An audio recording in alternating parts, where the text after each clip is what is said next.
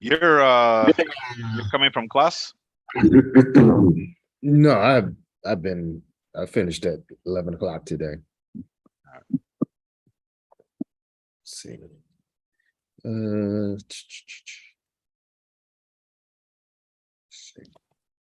All right. All right. So I think yesterday we said we would start off with reviewing some of the last reading from last week, just to clear up any issues or misconceptions or misunderstandings you have. So yeah, I looked through it.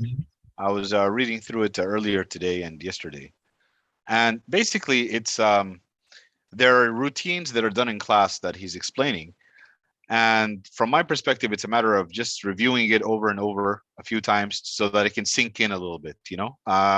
From there are some things, for example, that are done in language training that I'm not familiar with, or that are not a part of my normal classroom setting. So those are the parts where I need to just, go over them. But there were two aspects that I was hoping we can get, we can discuss a little bit. And one of them was the issue of the mind map. All right. And the second one was the issue of context, setting, and modeling. So I'm wondering, with the mind maps. So again, we go back to the base of that pyramid, right? Which is, we agreed, would be the contextualization of the lesson itself, the warmers and so on. So I'm wondering, when it comes to building a mind map, right? And it's the same approach. What makes it an added activity, or what adds value to that? That's number one. I know that there's creativity there, but there must be some form of underlying learning that goes on there that may be a little bit different, or an approach that can be done on it that is different from, so I just know when to use it, for example. And then the context, setting, and modeling. I don't know why, but the word like role play came to my mind or something like that, but I may be off here. So maybe you can give me some direction with those two. Okay. So let's go to context first, since that's where we start, right? Right. Context can be established many ways. Okay. And again, going back to what we said yesterday and the day before, context is situations the student understands. So it's really up to you as the instructor to figure out what's the best ways you can set context, right? Showing pictures, role play, charades,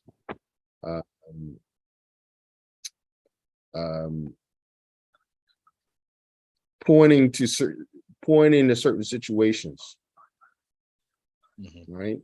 Notice in certain situations.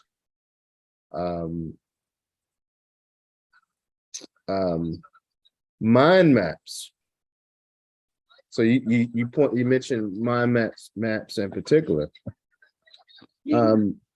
This is an opportunity for students to connect. Hold on a second. Ray, turn it down or go in the other room. Turn it down or go in the other room. That's way too loud, first of all. In your ear. Turn it down or go in the other room. You understand? All right.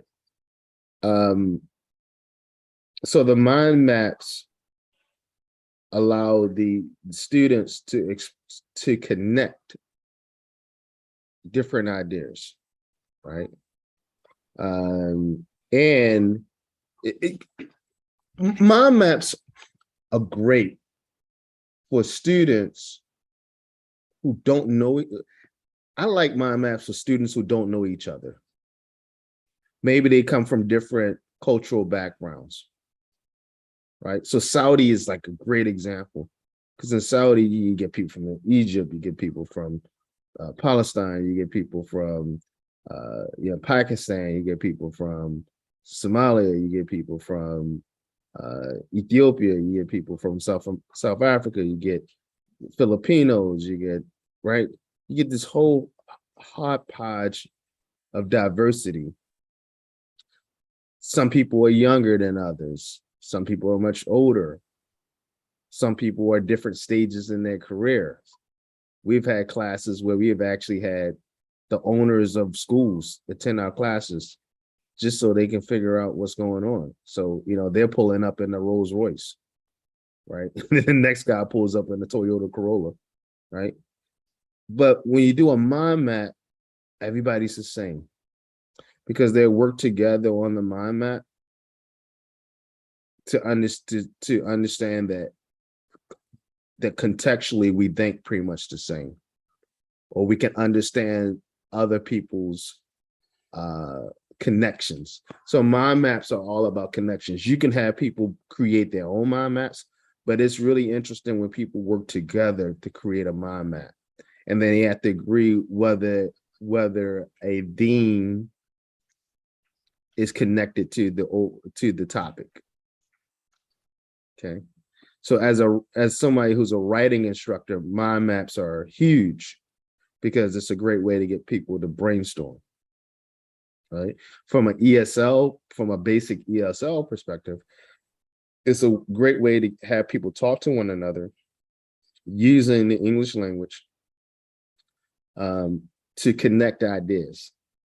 So remember yesterday I talked about the bag of context, where they take the strips of paper and they kind of create so they can have many themes to discuss with their own students. Because primarily when I do TESOL with teachers. So what I do is I have them create. So from a mind map, now we have all these contexts that we could put on strips of paper that they can use later in their own classrooms when they're trying to develop context. The other good thing about mind maps is it allows you to do vocabulary expansion. So right after, so when we go back, right, we got warmer, context, control, practice, and then we have vocabulary. Vocabulary meaning, not in the traditional teaching and learning sense of like an English or a reading class, but vocabulary from from the standpoint of expanding the context. Right? Going back to the cards from yesterday, I start off with running, but I can expand with basketball, tennis, and yoga. And not only can I do that, but now by expanding the context, I expand the vocabulary, keeping the same theme of what do you do for exercise, right? So also when I do that, now I can point to different grammatical structures, right? I can go from, we talked about this yesterday. I can go from I run, which is very simple, to I play basketball, to I do yoga. All the same context, but different themes, and we're expanding the vocabulary within the context. So that's why we start with context. We start with context setting. So mind maps are an additional activity that you can do to help students either A, work together to understand possibilities within vocabulary, because even if they're all A1s, let's say they're all A1s, right? They still have different ideas. They still have different vocabulary banks, right? So if we do, what do you do for exercise? Some people know basketball. They know tennis. Some people know boxing. And then they can work with one another to do a vocabulary expansion. Oh, that's what that's called. That's called yoga. Oh, okay. We call it this in my language, and they get to talk to each other, yada, yada, yada. And so the learning becomes authentic. instead of this force. Here's 10 vocabulary words, and I'm gonna shove it down your throat. Remember these 10 words, which we do in traditional classrooms, right? Here's a list of 10 words. Remember the spellings. These are nouns. These are verbs, and that's very unnatural, right? And we kind of you must, and we're going to have a quiz on this, and this is going to be on the midterm. Whereas this approach allows it to occur organically, right? And then we get to discuss many grammatical structures, because when they come up with, now they can create their own cards. So from the mind map, right, I can give them a sheet of paper and a plastic sleeve. Now I have more cards. You see? So when I do the next class, instead of having 5 cards or whatever, 4 cards, now I have 10 cards, because I have students create authentic cards made by students instead of getting something from McGraw-Hill or from Cambridge. You follow me? That's why I love TESOL. There's no need to buy a book. You can have your students create the resources for you, and then you can use them in the next class, because those resources are authentic. So mind maps are a wonderful tool to mainly in vocabulary expansion, to expand the vocabulary, to get students to talk to one another, because depending on their level, if they, let's say they B1s, right? So they have stronger English. Right. Now I can get them to do their own mind map, stand in front of the class under the same theme of what do you do for exercise or whatever theme you come up with. And now they can stand in front of class because they have their English language abilities are better, stronger. So they can stand in front of the class and discuss their mind map. All right. Or we could do a gallery walk.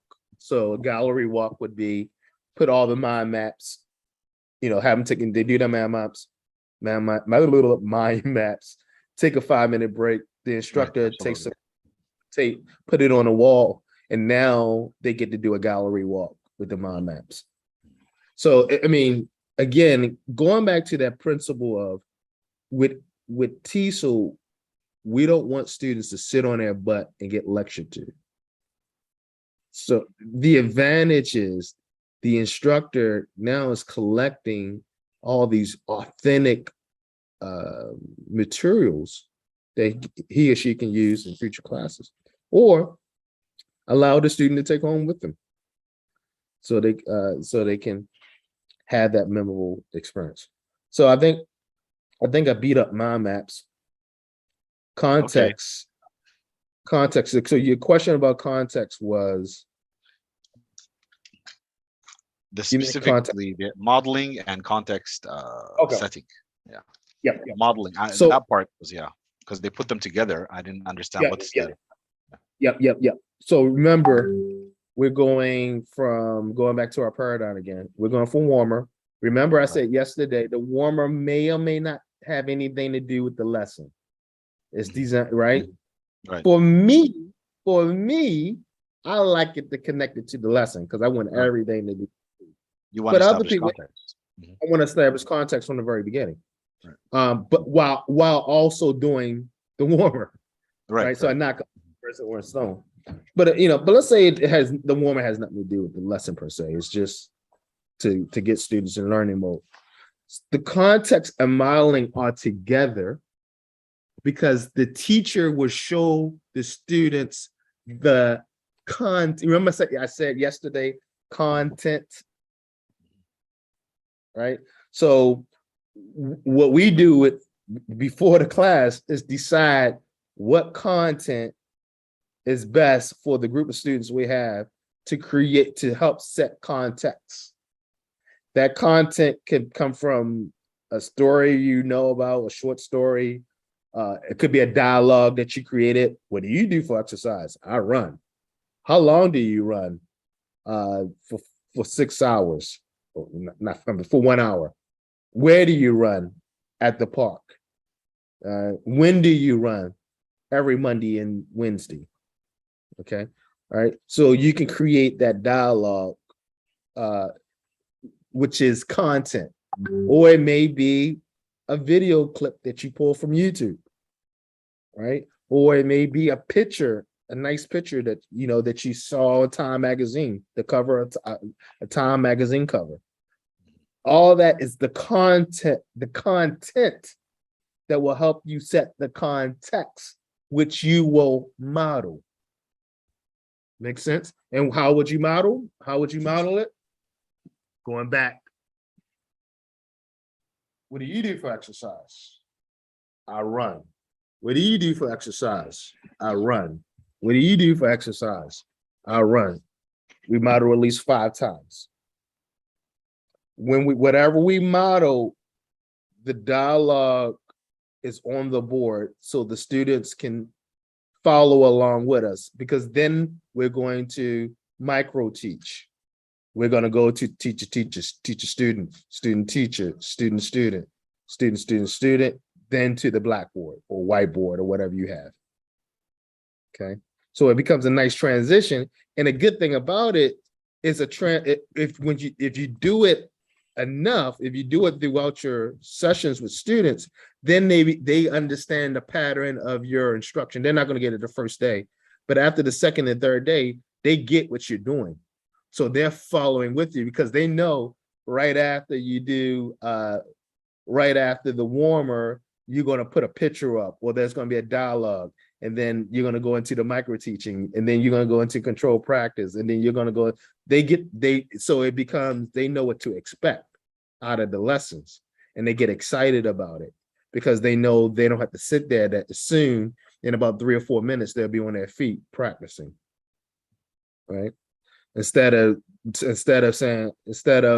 not knowing what the instructor is going to do, am I going to sit here for 45 minutes and not get a chance to practice?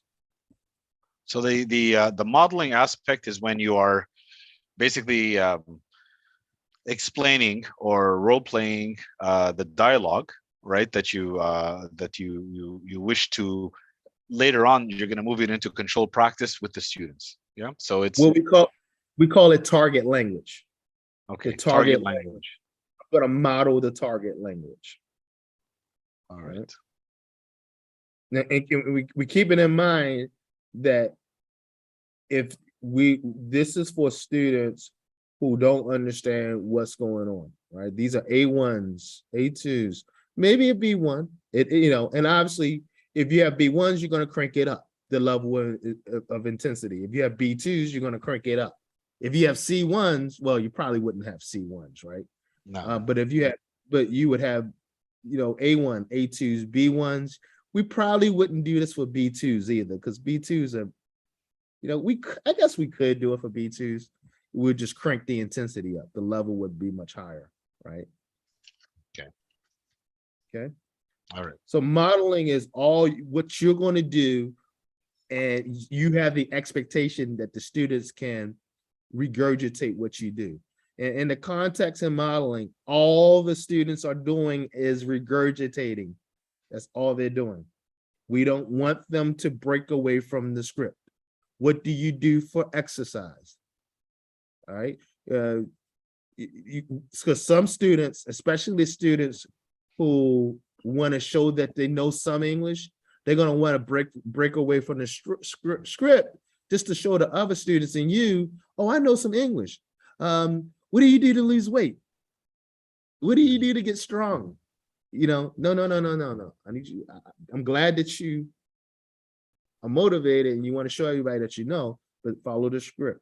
So what I normally do is go, I'll have my pen, my marker, and then I'll point to the board where the target language is there. And I want them to say it word for word.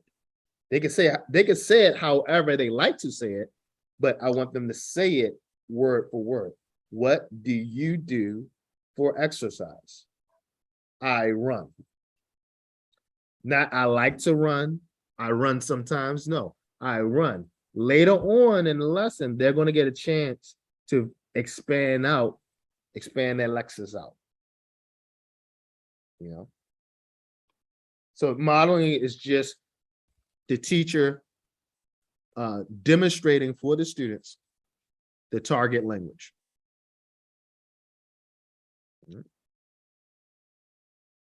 But we first have to set the context first, right?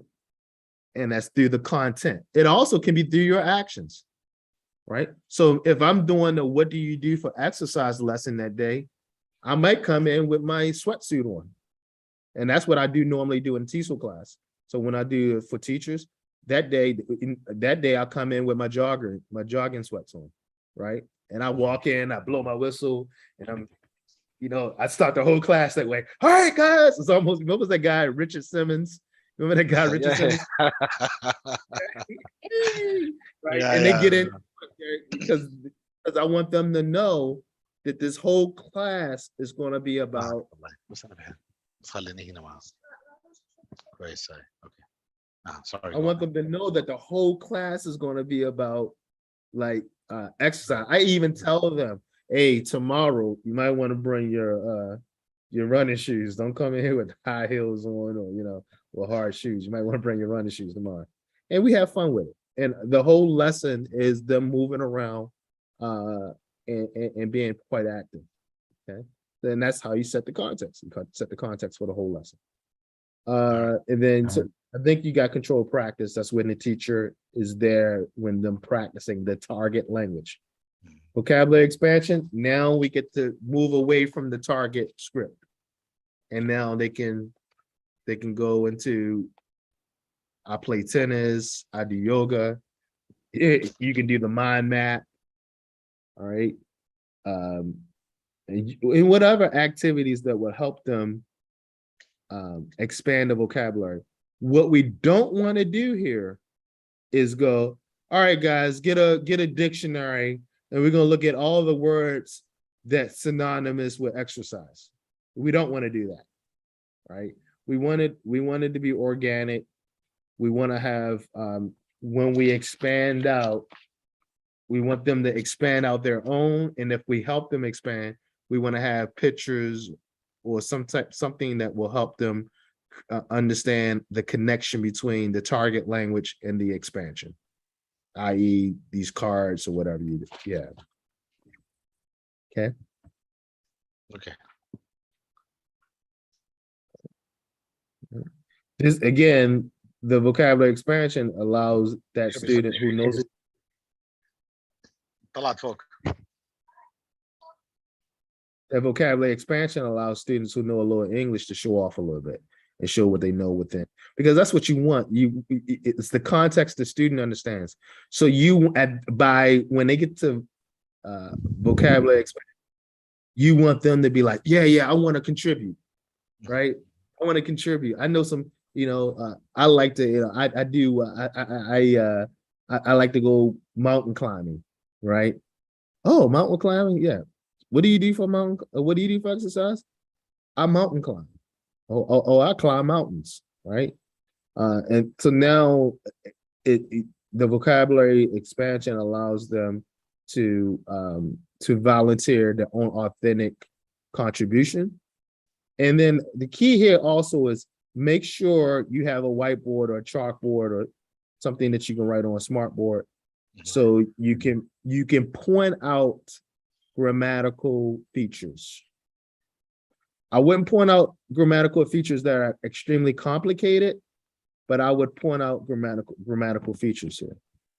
Also mechanical features. This is a question mark. This is a full stop. This is an exclamation point, right? This is a comma, right? Not turning it into a class, but pointing it out. So that's why it's extremely important to have that target language on the board. And then as you expand from that target language, you bring the group back to the board so they can see these different features without turning it into a grammar class. All right, so let me go process this real quick. Mm-hmm. So we set the context. We started off with what do you like to? What was it? The question was, what do you do for exercise? What do you do for exercise? What do you do for exercise? And then I run. What do you do for exercise? I run. And all this time I'm demonstrating that to them to get that flow, that rhythm, the language, the way it's being said, all of the syntax and stuff. And then I may write it on a board, for example. Actually, I should write it on the board to keep it up just in case You will somebody have it thinks on the it's board. okay. I would have it on the board. Now I throw the question at somebody in class, right? I let him or her come back at me with I run. And then I ask the next one and the next one and the next one. And then I may tell them, or I may say, or I may let them ask each other, or I may Now, allow them to expand. I will. Okay. I let them ask the questions to each other, right? As they play with this, but they're still stuck in that I run because that's the right answer, right? Because they're expecting that. But now I can actually allow them to go ahead and introduce their own creative answer. Not yet. No, not yet. When you're in control practice, it's teacher. What do you do for exercise? I run. It's the whole I run. They're going to hear I run. You want them to hear I run. What do you do for exercise? I run 30, 40 times. Right? Okay. If you want to imprint that into them, right? So when you're going to control practice, you're there controlling the what do you do for exercise? I run. That's all you want to hear. Teacher, teacher, teacher, student, student, teacher, student, student, student, student, student, blackboard to the board. Okay. After that, you're going to do vocabulary and lexis expansion. All right. All right. How do I move to there? Oh, hold on a second. You can, so it depends on how long your target language is. Because first you're going to start with 2 lines. What do you do for exercise? I run. Then you might have another 2 lines because that's not an authentic conversation. You just don't say, what do you do for exercise? I run. You're going to ask more questions, right? Right. So the first A-B will be, what do you do for exercise? I run. You go through that cycle. Okay. Okay, yeah. So you go through that cycle. All right. Then with the I run, we know that everybody doesn't run. Everyone does not run. Right. So then we can once we go to the board, we point out the grammatical features of I run. What do you do for exercise? You point those out with 1 or 2 things you point out. Then we can, depending on the target language, if we have more dialogue, we can go ahead and do a vocabulary expansion on the I run using these cards. Okay. Or we can mind map or whatever. Okay. After that, then we might go back to the control practice to get, go back to context and modeling again to present the next 2 lines of target language. So it could be, what do you do for exercise? I run. A, what do you do exercise? B, I run.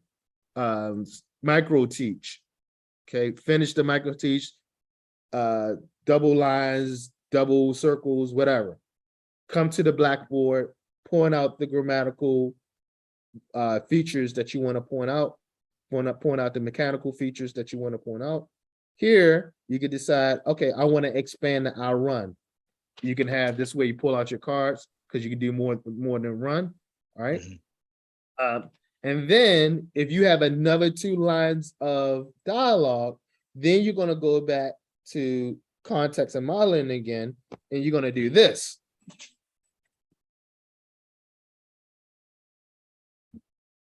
What do you do for exercise? I run. Where do you run? At the park. What do you do for exercise? I run. Where do you run? At the park. What do you do for exercise? I run. Where do you run? At the park. What do you do for exercise? I run. Where do you run? At the park, right? So I'm doing that whole cycle over again. And then when I get to vocabulary expansion, you don't just run at the park, right? I run at the lake, I run at the gym, I run around my house, I run in my neighborhood, all right? And then again, they can, at this point, you want to control that a little bit because you might have your own preset cards.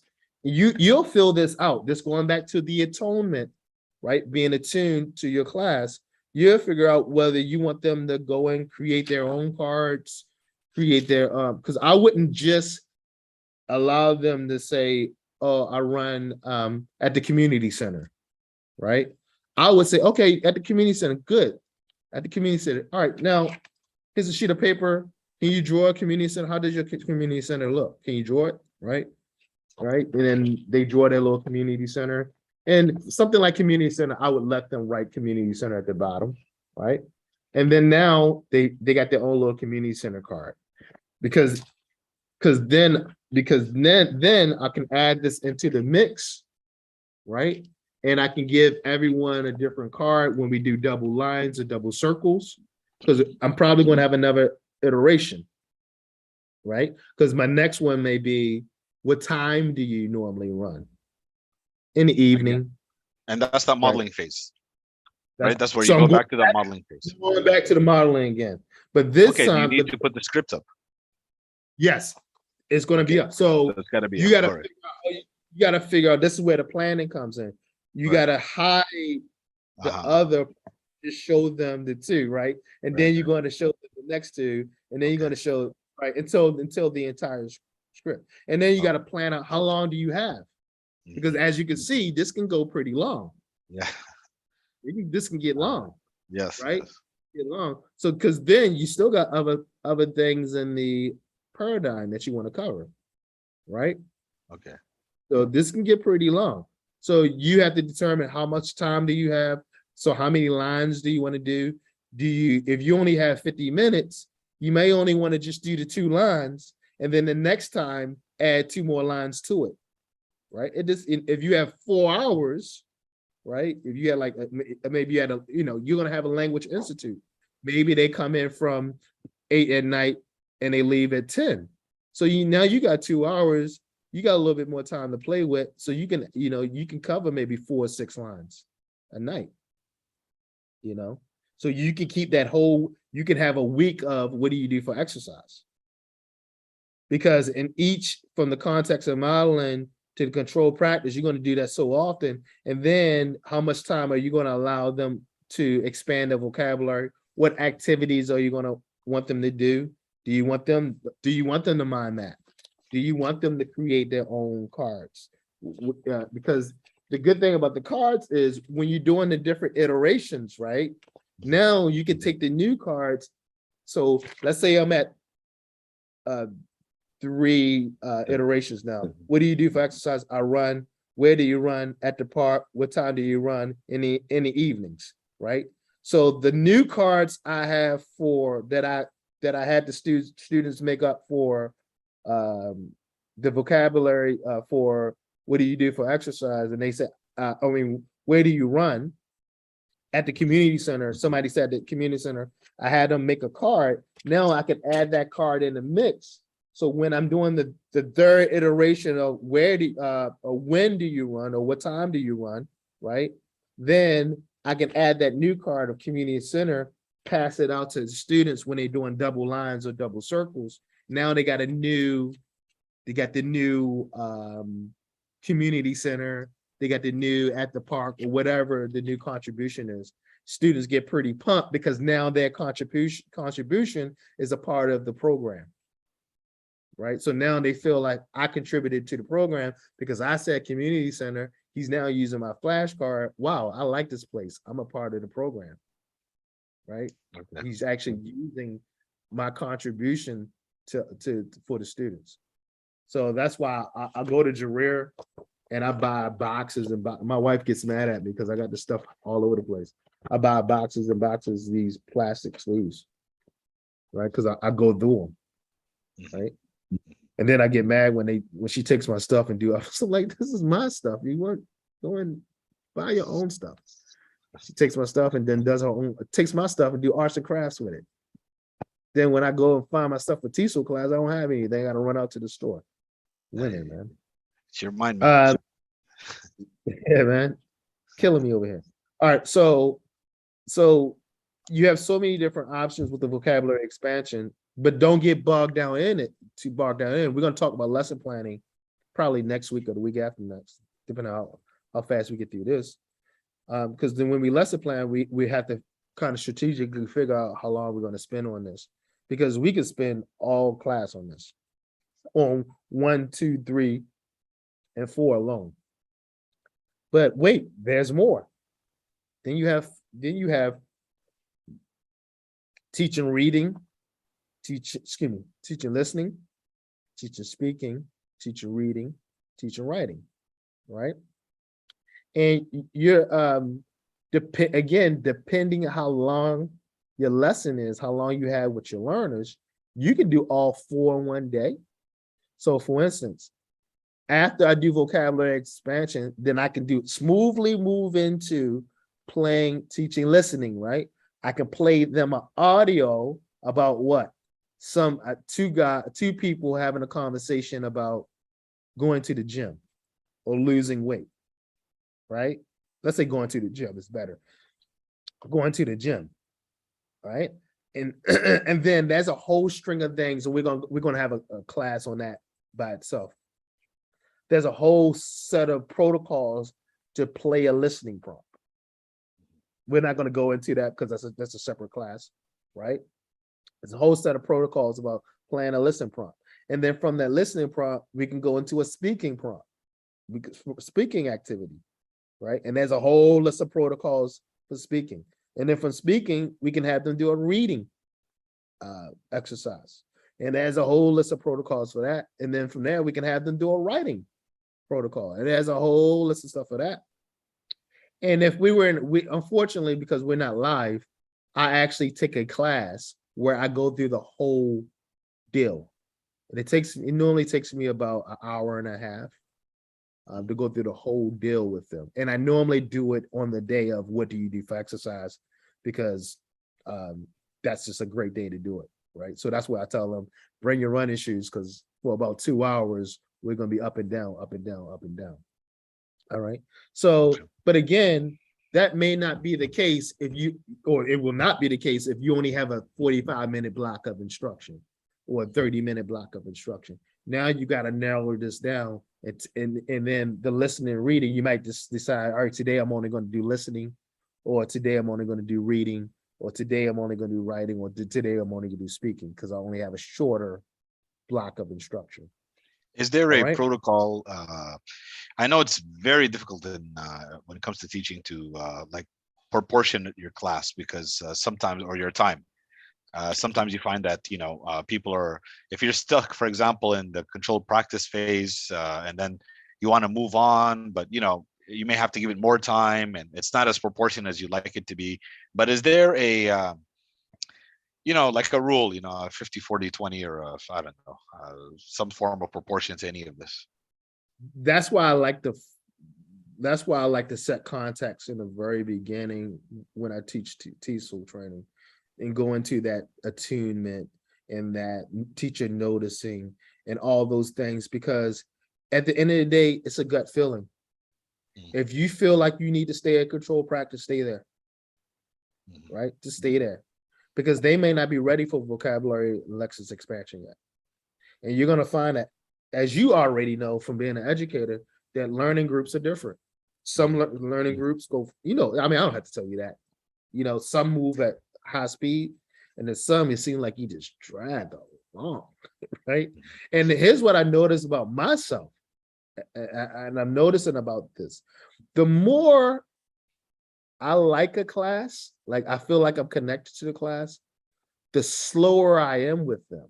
And I notice that I'm slower with them, which is not necessarily a good thing, because classes that I don't really feel connected to, I actually cover the material better,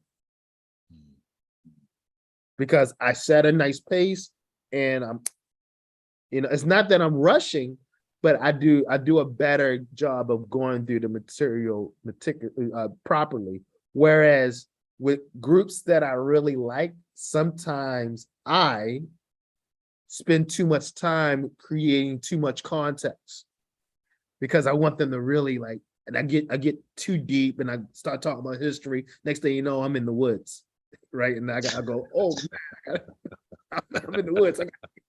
out of the woods, because like I want them to, like I'm vibing with them. Whereas classes that I'm not necessarily vibing with, it's like, okay, this is what it is, and we're moving on more effectively. All right.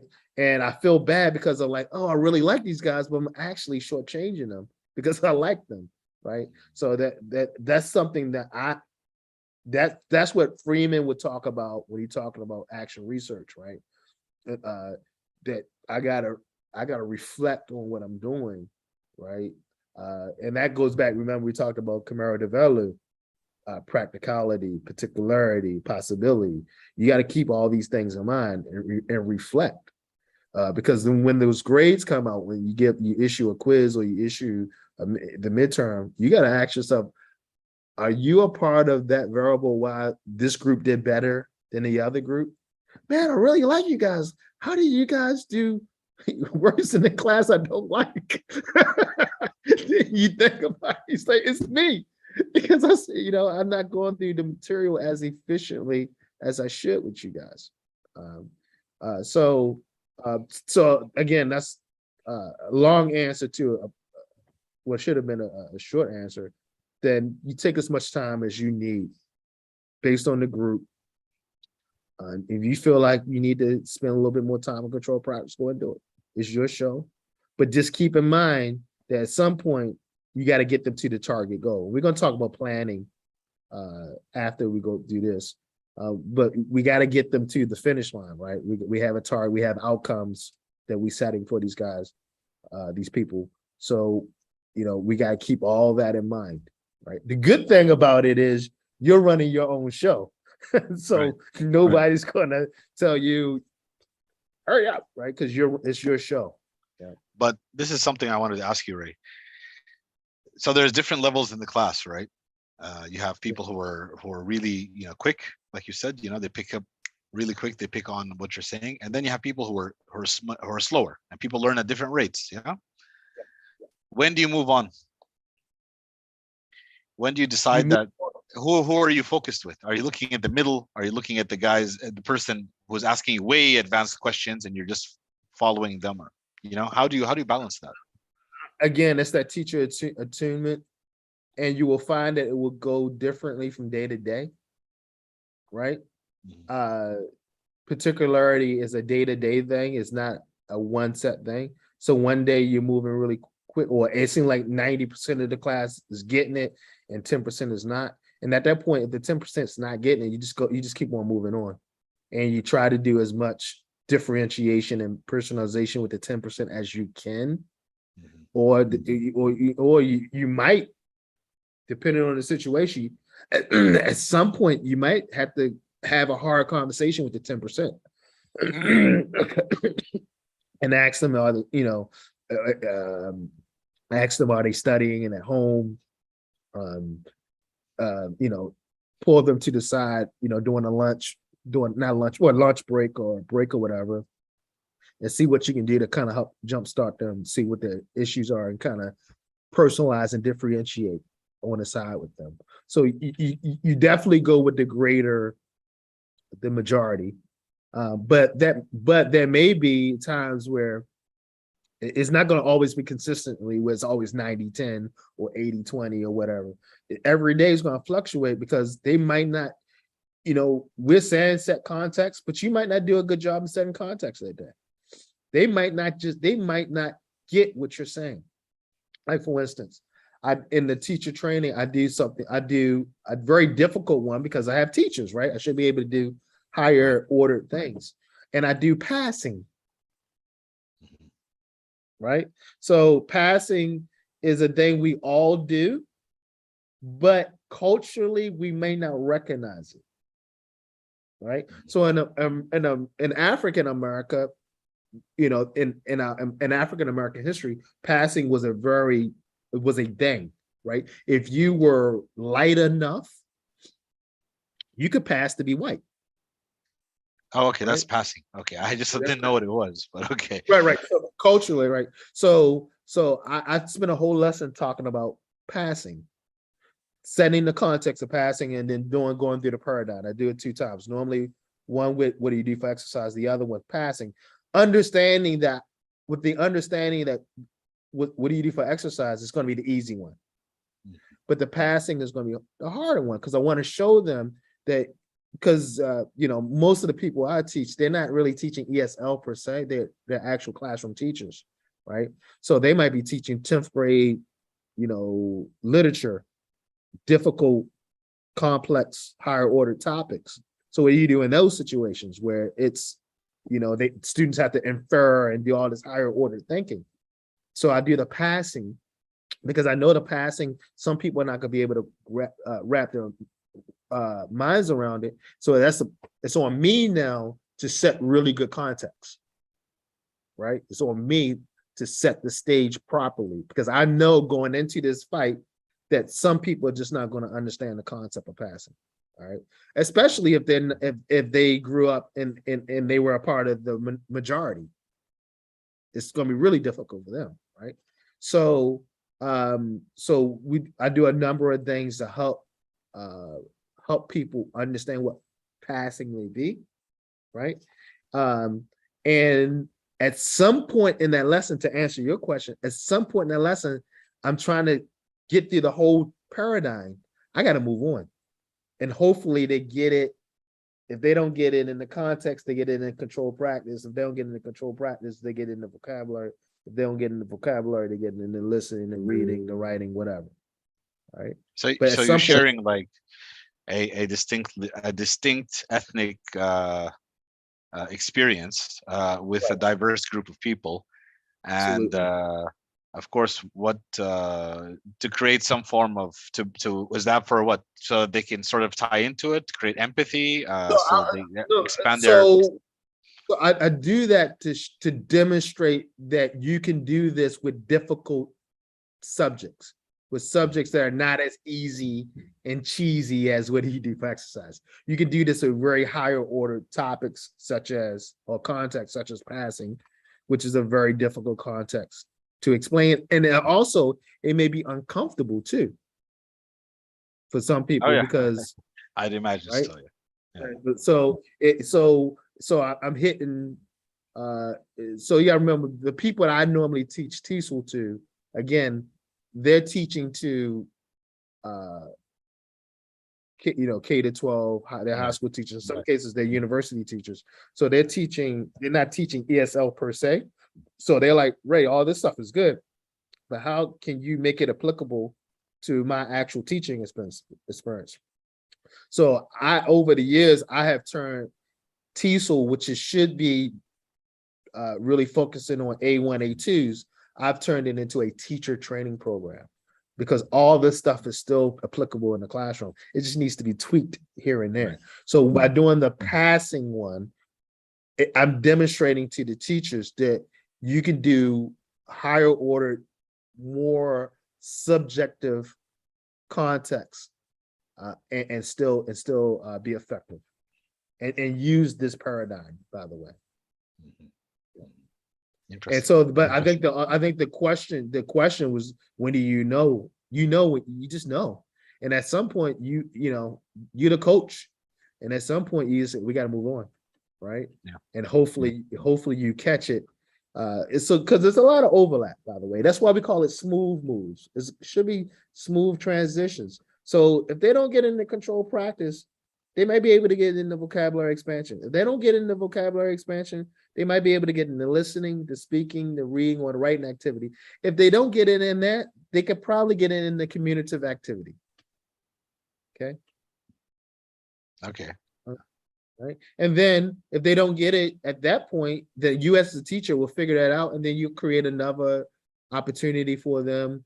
You may reteach, you might pull them out, give them extra help, whatever you decide you need to do, right? Most of the time, what I found is just a lot of the people who are not getting it, there's other issues involved too. They're coming late to class, right? They're taking, especially with the men. The women will sit there. If it's 5 hours, for the most part, they'll sit there every hour, every minute, 5 hours with you. The women will be polite and sit there. The men will get up on you. You understand me? Once they get bored, they will get up, take a smoke break. You won't see them for 40 minutes. It's just how it is. So when I get a class with mainly women, I go, thank you. Because the men will, they will get up after 10 minutes and you won't see them. And then when you finally break after 40 minutes, then they come in while you're breaking and go, oh, what we buddy. And then later on, they're like, oh, I'm not understanding anything that's going on. Like, yeah, because you've been outside smoking for the last 2 hours, right? So a lot of times they're not getting it because of other variables too. Showing up late for class, missing a large portion of. So if you come in right in vocabulary expansion and you miss the context and the control practice, yeah, you're not going to know what's going on. Right. Obviously. Right. Yeah. Communicative activity. Commutative activity. The commutative activity is our formative assessment. Remember, we talked about formative assessments. All right. We wouldn't call it a summative. These are activities that the students will. I don't recall. Sorry, that we discussed. First day we talked about. First day we talked about. Yeah, first day we talked about. So you remember I said the first day, if you remember, I said you have two types of assessments. Right. Formative and summative. Formative and summative. Right. So commutative activity is a formative assessment. Okay. Where the students are now flying on their own. And you now turn into a facilitator. You're just facilitating. So you have, it could be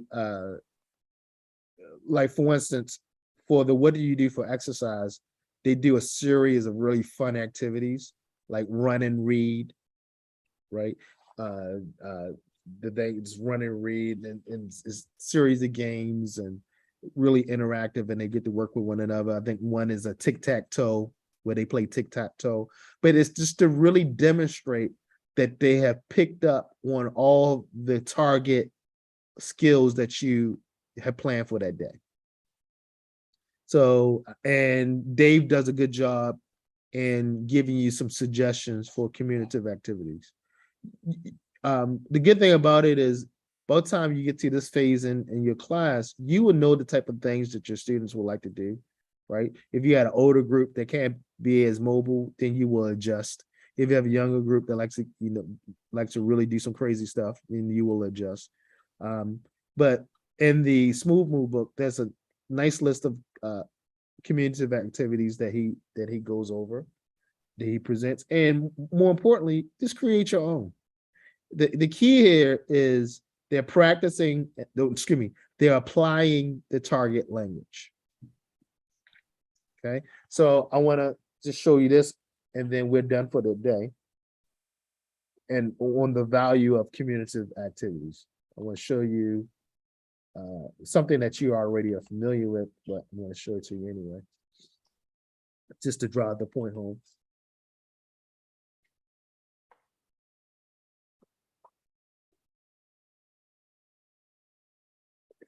Where's that? Okay, let's show you there. Yeah, there it is.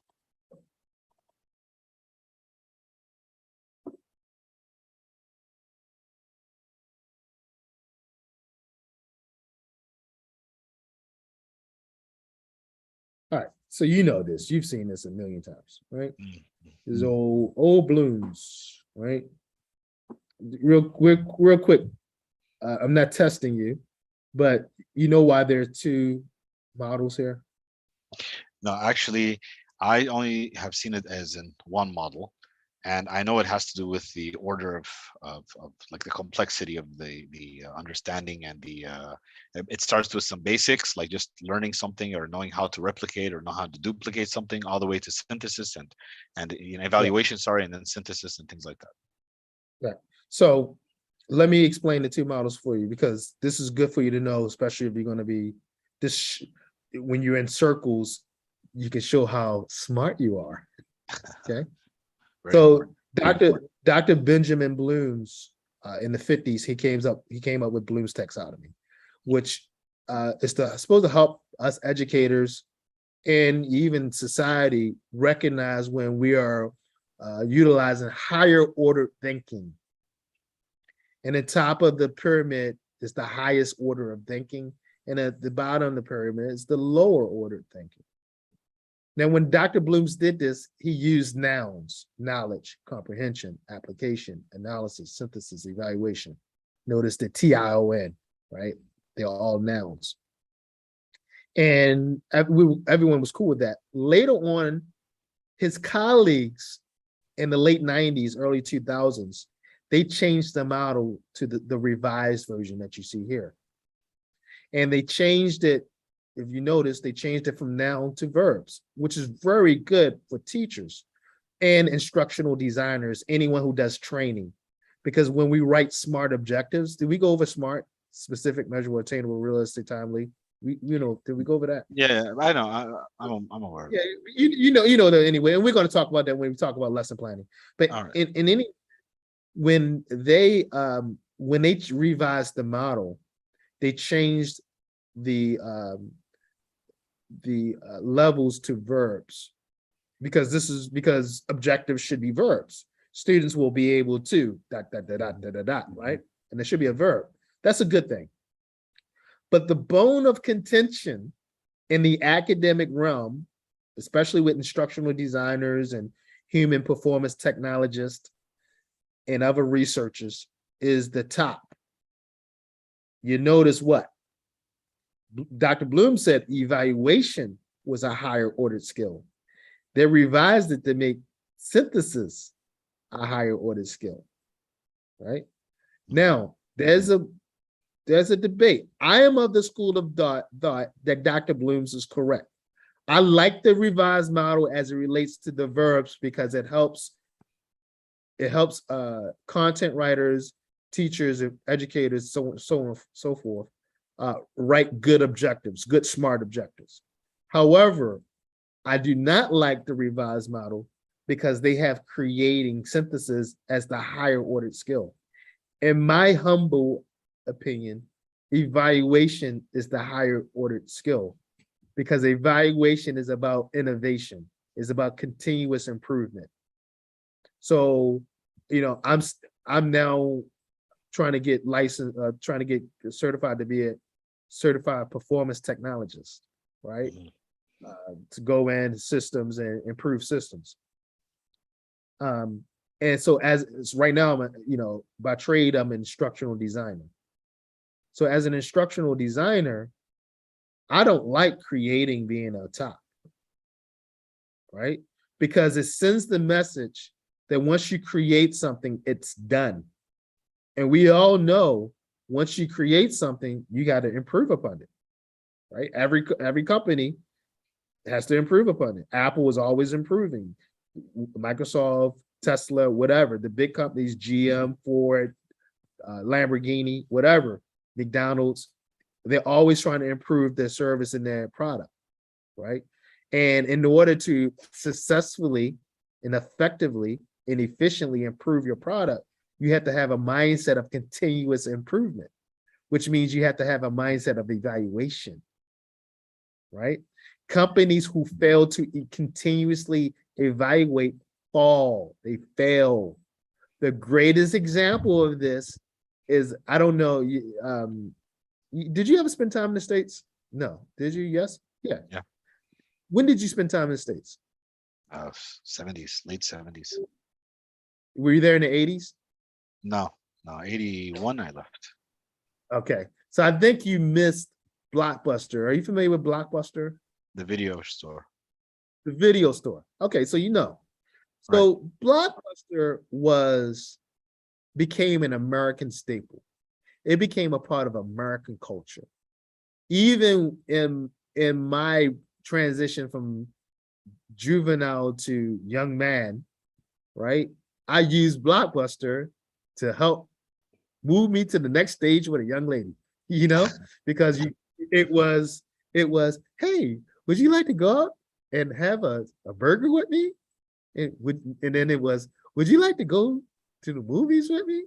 And then, after date 4 or 5, it was, you want to come to my house and we go to Blockbuster and we watch a movie, right? That was kind of, and then it became American culture because on Friday nights and Saturday nights, you would go, if you had a family, you go to Blockbuster, you get the kids a video, and then you and the wife would get a video to watch when the kids go to sleep, right? It became a part of American culture, right? And they were on top. They were the gorillas. Yeah, they were. They were the gorillas on the hill. And then this company called Netflix came, and what they were doing is they were sending people DVDs in the mail. You don't have to go to the video store. We'll mail you the DVD and you mail it back when you finish. And Blockbuster said, ridiculous. Everybody loves coming into our stores. Coming into our stores is an experience, right? It's an experience. Oh, the Americans don't want to have their videos mailed to them. They didn't mail the VHS because that would have been too expensive, but the DVD is very cheap to mail. It's Netflix. They're going to die. Let them die. Like the roaches they are, right? Trying to impede in our space. And Netflix just kept on trudging along, really trying to target college kids, But then something amazing happened. Internet speeds improved. So now you can stream a movie in 2004, 2005, you can start to stream a movie.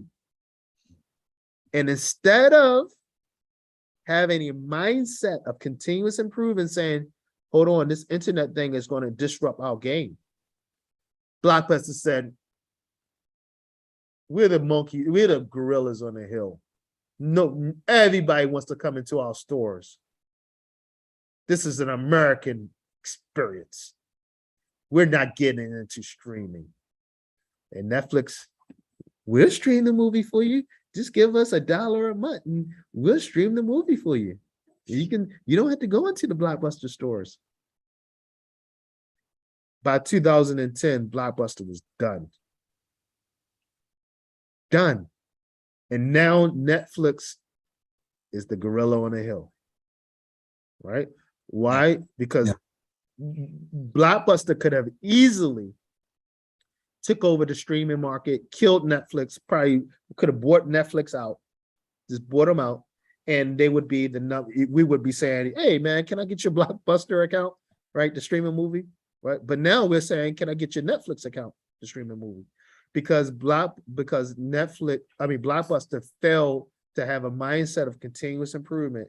They didn't evaluate what was going on in the marketplace, and they fell. And now there's not one Blockbuster store that exists. And that, in fact, The Simpsons has a very funny episode about this guy who buys the last Blockbuster. he's trying to get people to come into the store. And it's the same story with Coke and Pepsi. Coke could have killed Pepsi way back in the Great Depression. And they said, we're Coke. Die, Pepsi. Because Pepsi actually went to Coke saying, buy us out. We're dying. It's the Great Depression. We're dying out. Just please buy us out, please. Just let us die in dignity. And Coke was said, no, you die like the cockroaches you are. And Pepsi said, oh, okay, we're gonna fight. And what they did was, during the Great Depression, if Coke was selling 16 ounces of Coca-Cola for 5 cents, they sold 32 ounces of Pepsi for 5 cents. And during the Great Depression, everybody was like, hold on a second, you get more Pepsi for the same amount of money we get in the Coke. And now Pepsi is on Coca-Cola's butt for the last, 50, 60, 70 years, right? Yeah. When Coke could have just ended them, right? Not having a mindset of continuous improvement, which is evaluation.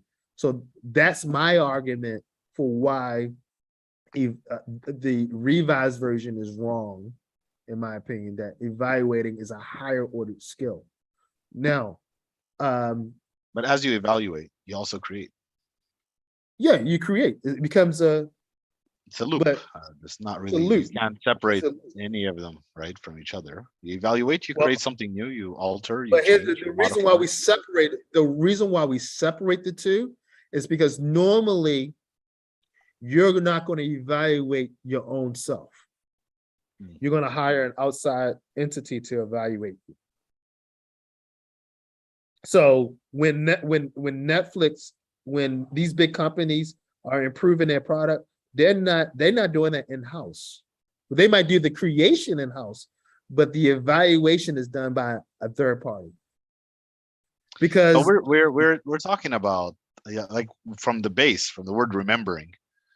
These are not institutions; these are individuals. I'm sort of looking at it from the perspective of a postgrad student or a student in college or something. So same, you you're can doing the remember same and thing. understand all that, whatever. But Yeah. the So to ultimately take you're a supposed to postgrad, write a thesis, yeah, and create something or come out with something, right? To add knowledge.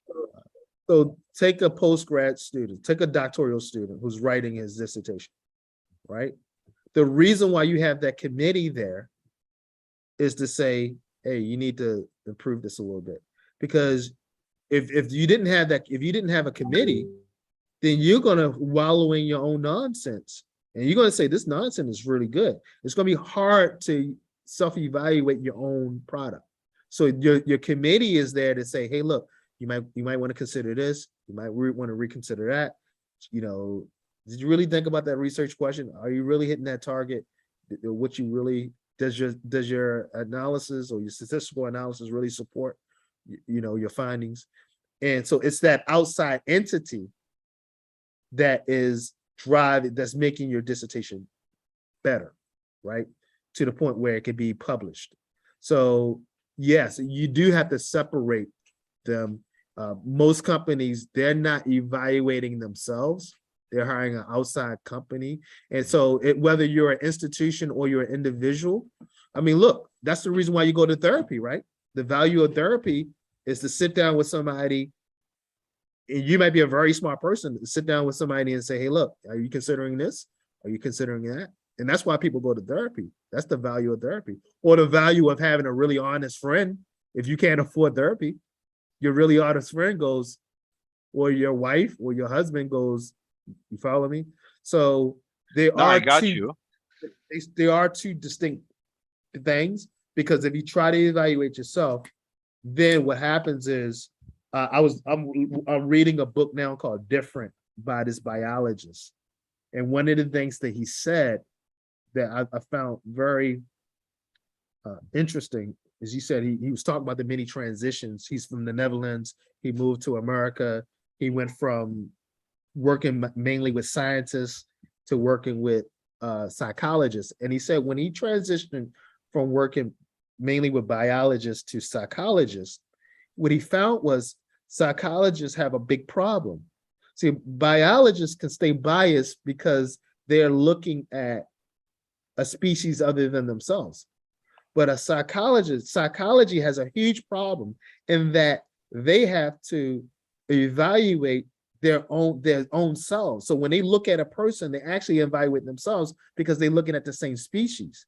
And as a result, a lot of times in psychology, the psychologists are passing judgment, which is not the role of science.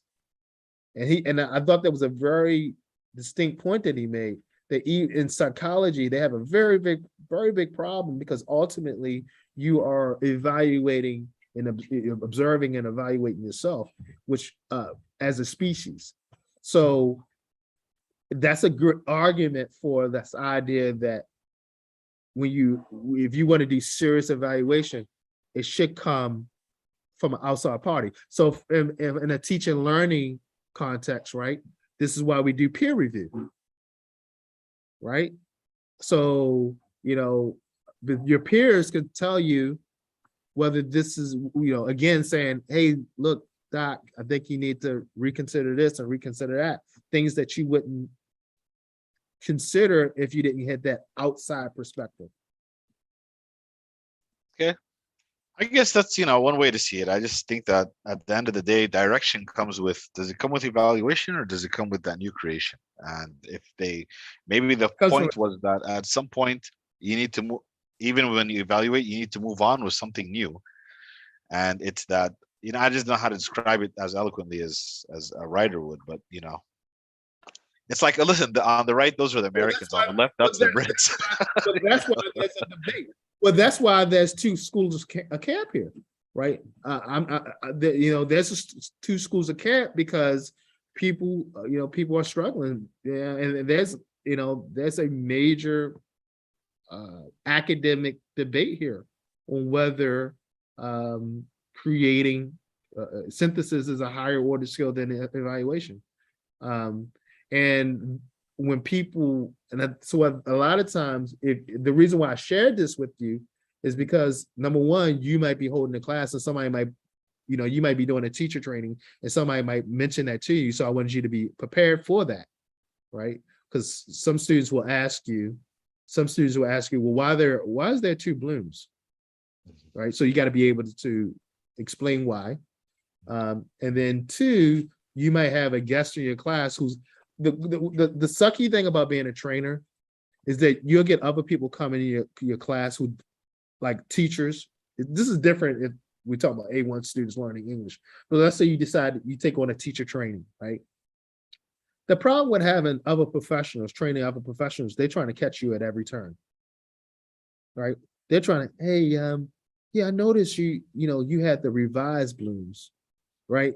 Because they want to see whether you deserve to have that contract. Because then they're going to go up to the boss or whoever or their peers and go, this guy, he don't know. He doesn't know, right? So as a trainer, I mentioned this because the nuances like this, because you want to, when you sit in front of people, especially other professionals, you have to come across as the expert, right? You have to come, because a lot of times when I go to TESOL conferences and things like this, a lot of people are doing very surface TESOL stuff, and they're not willing to really dig deep, right? And this is the reason why some people think CELTA is better, because CELTA just rests on the loans on the foundation of definitions and protocol and terminology, right? And we all know the British very good at that. This is the terminology, and right? So people go, wow, that's the terminology. So you get less of a challenge. With TESOL, when you talk about application, we know things get a little, in practicality, things get a little fuzzy. And you pointed that out today. When do you know when to move on from controlled practice to vocabulary expansion? How do you know, right? CELTA doesn't want to get into that. Just worry about the terminology, right? But TESOL is getting into this, they're getting dirty, they're getting messy, because there's some questions we just don't know. And you're going to have to really decide when you're in the fire what you want to do to address that issue. And that's just real life teaching and learning.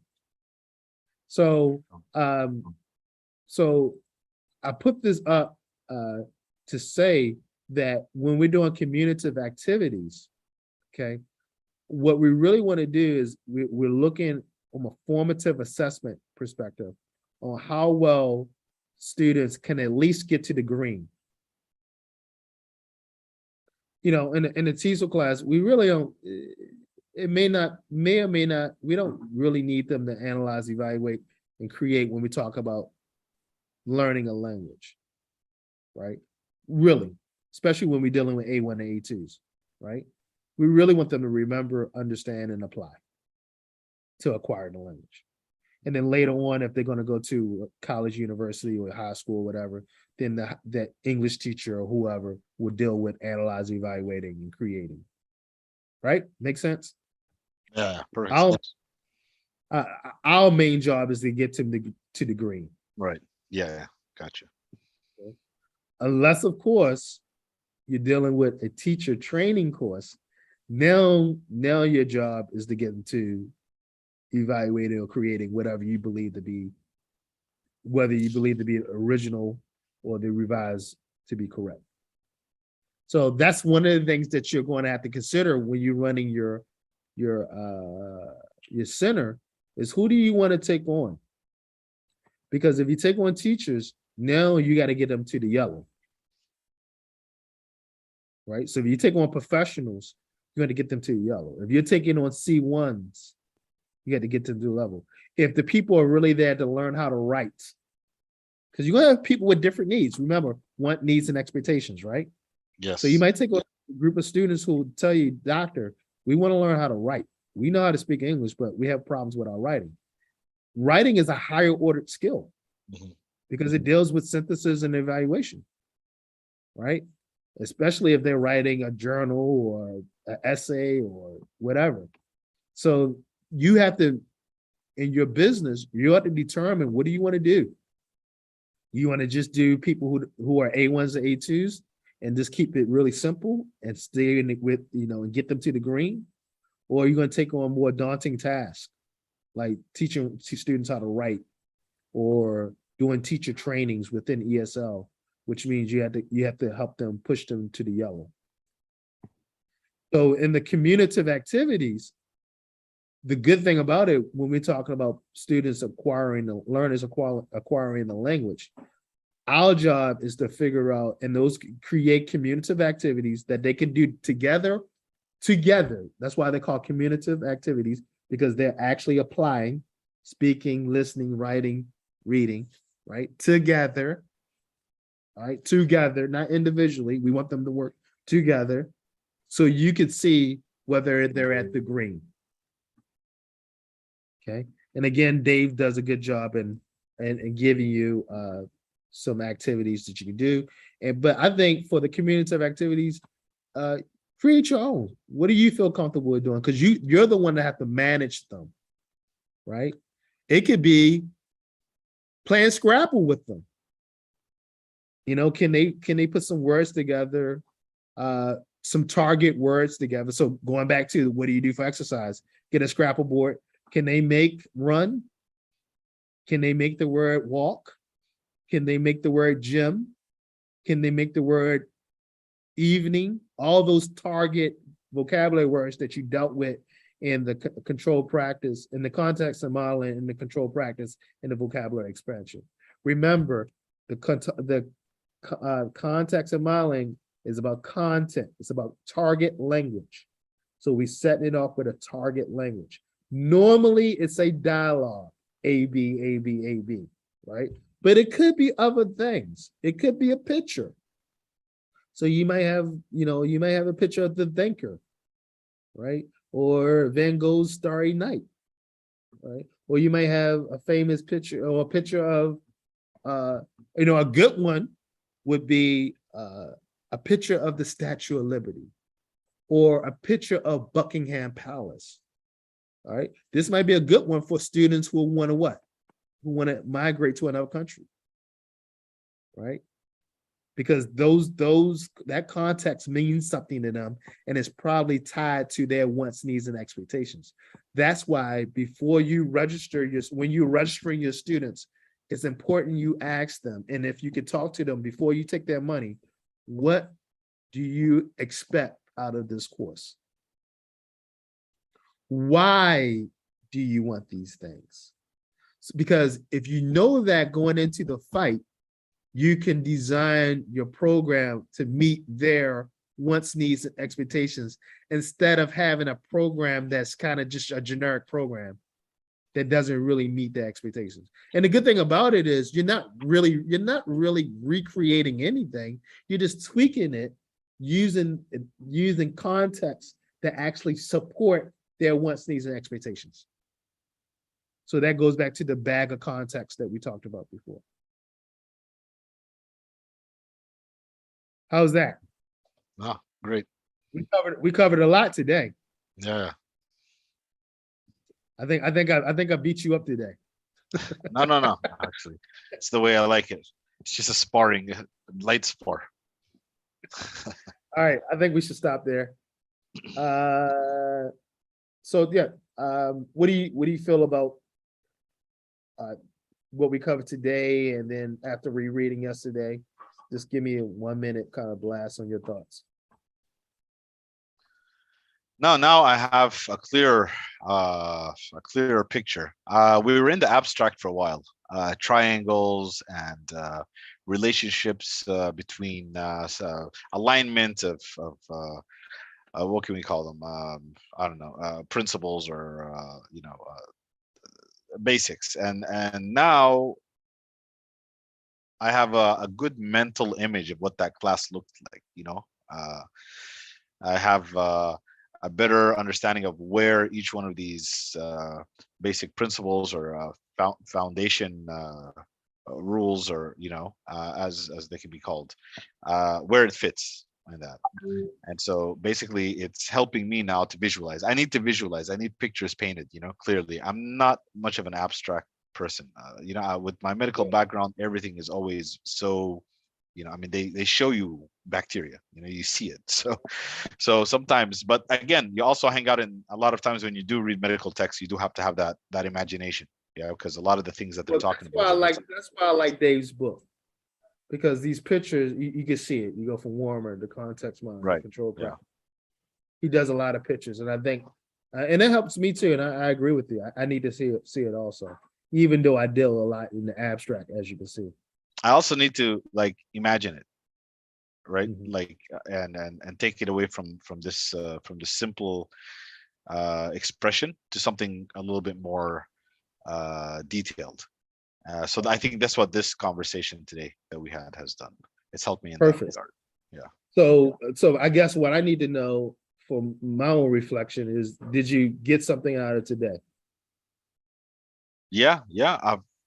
Starting with what you do with the context after you develop it, and how to expand the context, and then how to move that from you to the student, making the transition from the T to the S, right? And then from the S to the other S, right? And then seeing how that develops, right, along the way, and then seeing how you have the chance to go back and add something to it, right? Modify it, right? Because like we said, you don't know what the pace is. You could do it once, twice, and then you're like, wow, these kids, they caught on quick, so what am I going to do? I'm going to modify it. I'm going to expand it. Let's see how far this, I can take this. And then knowing exactly where you can go, and then saying, okay, what can I do to sort of to get them out of this routine, yet still learning. And then you go to that place where it's like, oh well, we can do listening and we can do reading, and you said you'll explain that later on. And the communicative activity also, right, about the target language, like even just having words like that, target language, that helps me not categorize a lot of language into a certain place, or a lot of ideas under one term. So yeah, that's what I gained today. And I think also it's going to make a lot more sense when we talk about lesson planning too. That will kind of package it all up and say, oh yeah, now it makes a lot of sense, because we're going to add all these moves. I like to call them moves, because we're transitioning from one move to the next move. I like moves because it's active learning, the student centered. All right. I feel good about this. I guess we will see you. So let me get this right. Are we still moving on the same time, Monday and Tuesday next week, or are you flying out next week? All right. So I'm not flying out, but I have Monday is Monday, Tuesday, Wednesday. That's going to be that's blocked for me. But I have Thursday, Friday, Saturday, Sunday. We can have it during that time. Sorry, Saturday is also hard. But how about Thursday, Friday, or Thursday and Sunday, 29 and the 2nd of October? Because then I fly out on the 2nd midnight. Thursday. Okay, let's do Thursday and Sunday. Okay, the 29th and the 2nd. 29th. Yeah. And the 2nd. Right. And what time you want to do it? Same time as you. You prefer this time, right? 4:30. Yeah, it's pretty good. It's 5:30 your time. Yeah. Perfect. All right. Okay. So I'll see you on the 29th at 5:30. Okay, great. What I want you to do is I want you to let me pull this up real quick. So if I am correct, you have read all the way up to 19, right? Yeah. Okay, so let's go more in detail in context and modeling, Mhm. since we already had a conversation about it, so it should make a lot more sense now. Mhm. And we'll start.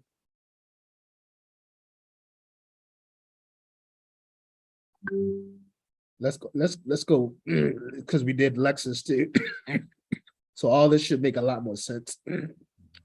Let's stop at 38, page 38. Okay. All right. All right. Okay. All right. Make sure you do your journal. Yep. And we'll see you on the 29th. Okay. Excellent. Have a good weekend, and God bless you. All right. Thank you very much.